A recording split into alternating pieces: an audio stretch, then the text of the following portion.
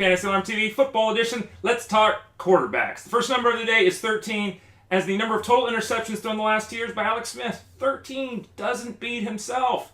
Of course, he won't throw into coverage, which is a problem, and he won't challenge defenses, which is kind of another problem.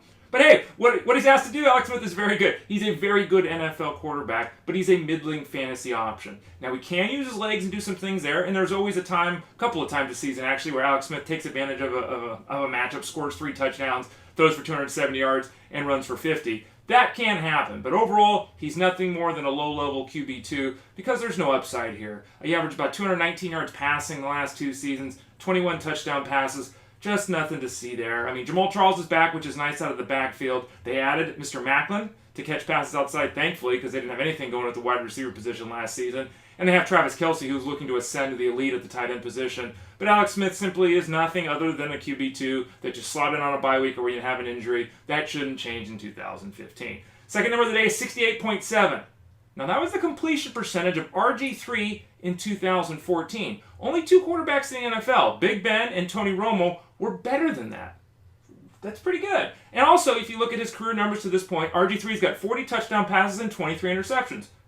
2-1, that's pretty good too. Now, what's the problem? Well, Gruden hates him. He obviously is, well, when I say he, I mean RG3, wasn't as athletic last season as we're used to seeing him. His leg just wasn't right. That's a big key for him. The athleticism he brings, the ability to beat a defense with his legs and his arm, huge combination. Now, Gruden and the team are saying the right things this offseason, that they believe in RG3.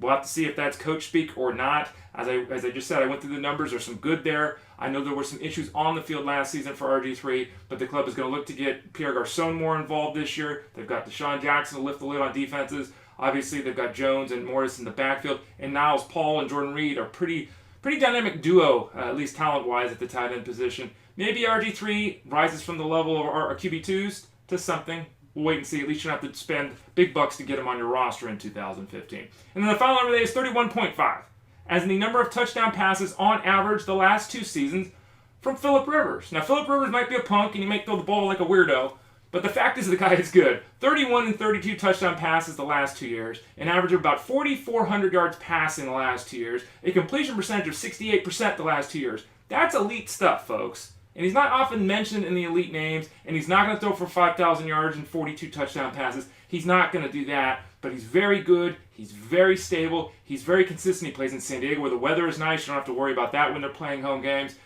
He's got Floyd back from injury this year. Keenan Allen's rededicated himself this offseason. The team has got Danny Woodhead coming back from injury too. That's also a good thing. And Stevie Johnson was added. And with the uncertainty with Antonio Gates missing the first 4 games, Stevie Johnson might ascend, and if Ladarius Green can do a good job when he's without Mr. Gates the first 4 games, only makes the offense better. Phillip Rivers probably can still be drafted as a QB2 in 2015, and there will certainly be many weeks where he performs as if he was a QB1. Big 3, Fantasy Alarm TV. I'm your host, Ray Flowers. I will talk to you all again very soon.